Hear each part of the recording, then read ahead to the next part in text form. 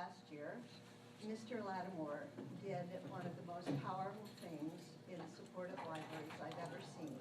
He referenced the Cayuga County seal, which is a schoolhouse in the book, and he said, "What do we stand for?" In the past week, I have talked to two people, incidentally, talked about the decision to not fund libraries by the county.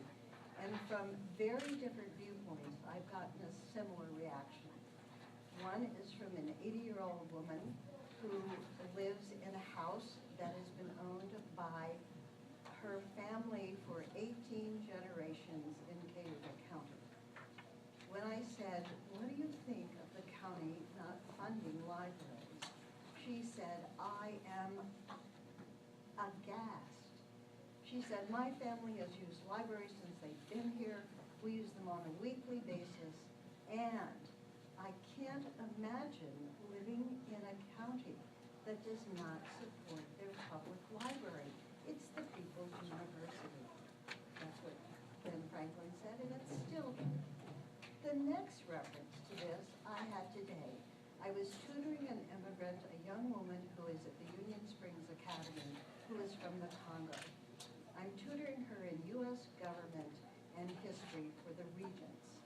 I said to her, "I'm going tonight to talk to the Cayuga County Legislature about libraries." And this young woman who's been in this country for 2 years said, "What are they doing to libraries?" And I explained, and she said, "Don't they know that all students, as soon as we arrive, know about the public library and utilize them for our books, our internet, and our studying? How can they do that?" Someone who's been here 18 generations and someone who's been here as an immigrant for 2 years. If they understand it, why don't we? If our seal talks about it, why are we thinking of doing this? What are other counties doing? Seneca, Tompkins, our neighbors, have just supported and increased their funding of public libraries. I know that we have been told to go to our tax base, and for the past 3 years, Aurora and Hazard have done this. We have gotten $15,000 in that process. We will go back again this year. We have our current budget, which is including the new $15,000, $5,000 we're counting on from the county. With that, 35% of our operating money is soft money.